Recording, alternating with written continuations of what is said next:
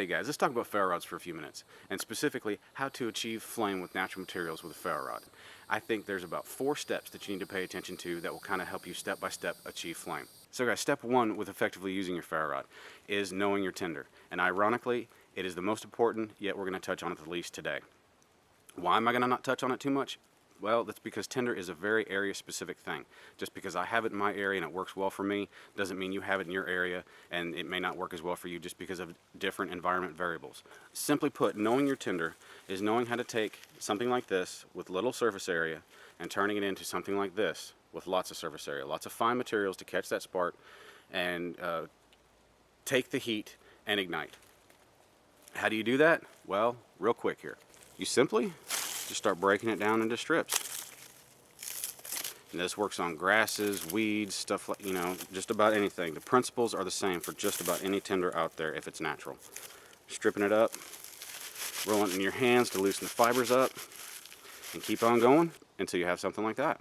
So for today's example, we are using tulip poplar bark, something which is very common on the East Coast. You do have trees that range the country.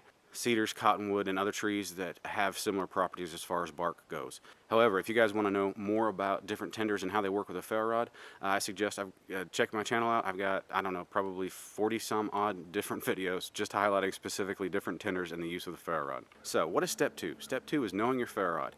There is some misinformation in my opinion on the net about ferro rods. A lot of people say all ferro rods are manufactured the same, therefore you don't need to worry about the brand. Well, I totally disagree, and if you use various ferro rods, I think you'll come to an agreement with me. I know that sounds pretty arrogant, but it is what it is. Like I said before, it takes friction on your ferro rod to obtain the heat to ignite your tinder on fire. Now, with the 2 different kinds of ferro rods, the soft type and the hard type, there is a different kind of friction, or a different way to focus on creating that friction. The hard type typically takes more pressure versus speed, and the soft type is just the opposite. It takes more speed versus pressure. Okay, so let's go over the differences real quick, just to kind of give you an example. So guys, we have here an example of just different manufacturers of ferro rod. Most of these are soft. Over here you have all what I would consider soft ferro rods, and over here, these 2 would be harder types. They're both Swedish Army models. In the middle, we just have some examples of some go-to strikers that I use. We'll go over that next. Just to provide an example of what I consider, what would label one a soft rod versus a hard rod. Just use my go-to striker here. If you want to figure it out,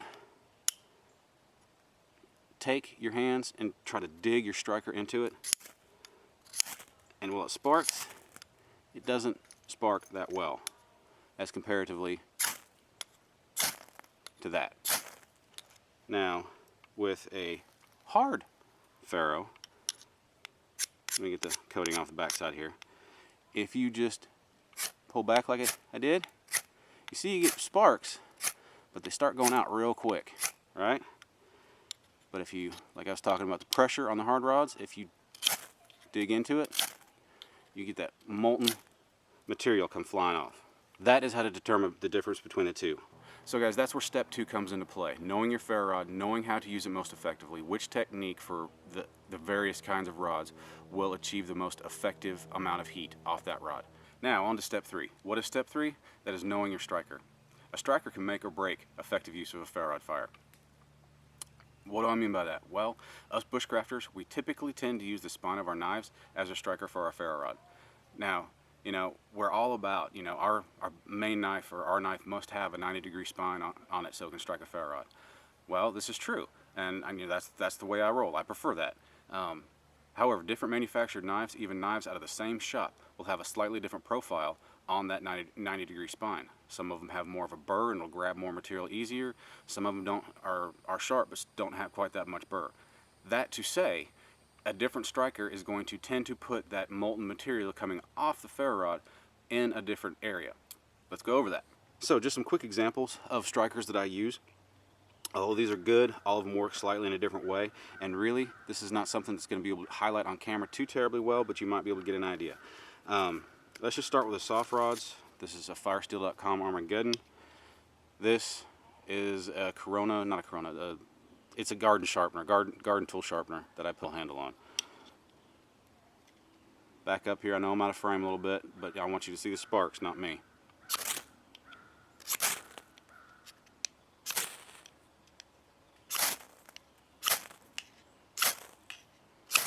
See how they're mostly going over here? It's just the way the sharpener grabs the material and the way I'm pushing on it, it typically seems to go in the same area. Switch over to, this is a firesteel.com striker.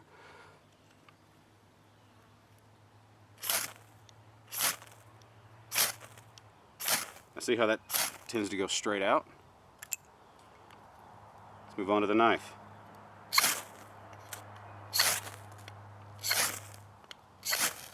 This one tends to go straight out and down. The open L. It's throwing it off to the right. The strike I carry every day, just my CRKT 21-M, no, 21-4 I believe.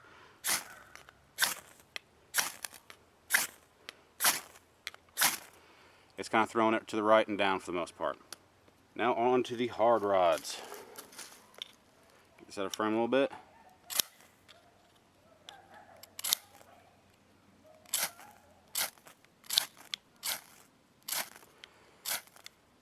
Now see, it's throwing a lot of material. It stays lit for a long time, but it's basically falling off the rod at the end, which is what you want. And I'll get into that next when we actually light something on fire. On to step 4, gang. Well, what is step 4? Step 4 is luck. What? Yes, it's luck. Just because you see a bunch of guys on YouTube get one-strike fires doesn't mean that they have this some mad skill. It means that there's a certain amount of luck in what they just did. The luck involved, well, as you just saw in the last section, you know, you can kind of predict how a striker is going to react with a certain rod and predict where those sparks are going to go and where they're going to land. At the same time, it's not always an exact science. It doesn't mean they always go there. And, you know, when you have a pile of tinder that big, you know, maybe not all that tinder is going to take a spark effectively. There may only be certain spots. So just because you're hitting the tinder doesn't necessarily mean that it's going to light in that particular spot of that tinder. That's where knowing your tinder comes in. Getting the most usable amount of lighting material in your ball of tinder. And also you have environment variables to pay attention to. Today's a prime example. The humidity level is about 85–90%. So I mean, any tinder you get out here, for the most part, unless you split a log down, it's going to have a certain amount of moisture in it. So it's not going to take a spark quite as easy as it would if it was, say, 50% humidity out here. But anyway, enough rambling, guys, enough demonstration on the individual pieces. Let's pull all these steps together and see how they work. So let's put these 4 steps together and make fire. But first, I want to point out that these 4 steps together doesn't magically make fire. You have to practice. Practice, practice, practice, practice, practice. It doesn't matter whether you can hit the woods or the national forest, get out in your backyard, your front porch. It doesn't matter where you are. Get a pizza pan and a little bit of tinder and just get out there and practice. And the steps will start falling into place and you'll see what I'm talking about. All right, the first method I want to go over is what I call plant push. There may be different names, more proper names, I don't know. That's just what I coin it as. This is a soft rod using the firesteel.com striker. The downside to this is when you plant your ferro rod, while you are forcing your heat to go right around in this area because where the rod is located in the tinder, at the same point in time, your rod is squishing the tinder, and as your hand comes down, you're squishing the tinder as well. So, anyway, quick example.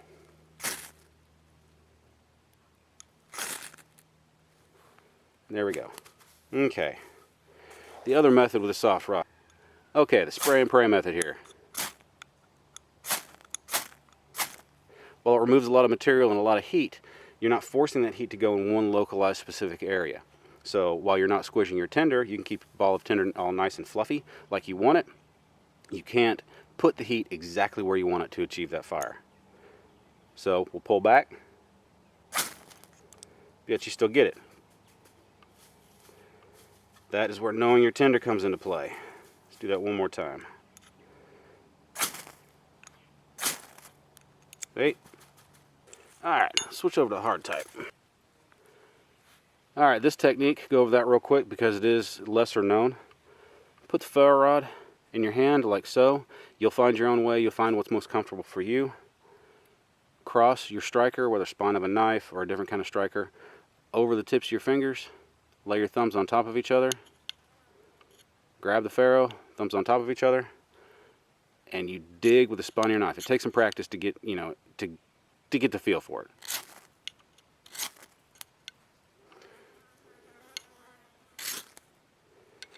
See, what I like about this is it kind of takes luck out of the equation just a little bit, in that this is the only technique where you can really get those sparks directly down in there, down in your tinder bundle, and have your tinder bundle remain fluffy and light like you like it.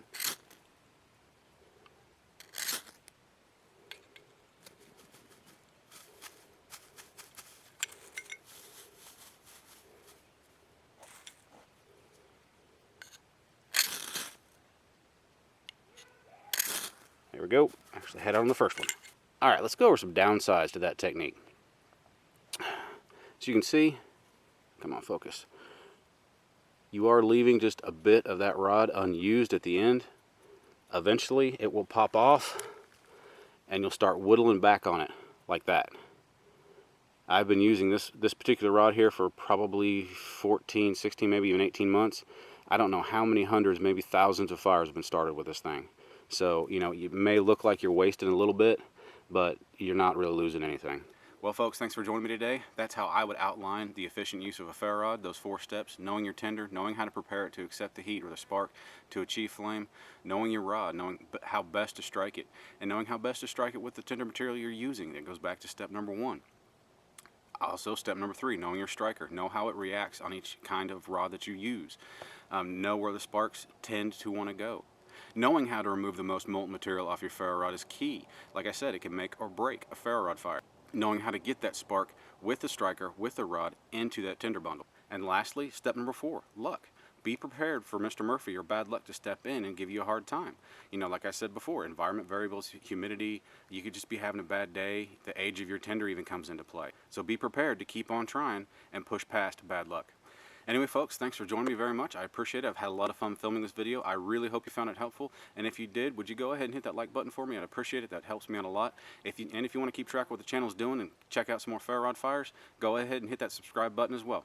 And gang, I'd also really appreciate it if you go ahead and hit that comment section up. Ask questions, give critiques. You know, I love the discussion that's spawned by these YouTube videos. So anyway, again, thank you very much for joining me, and I'll see you next time, guys. And remember, guys, practice, practice, practice.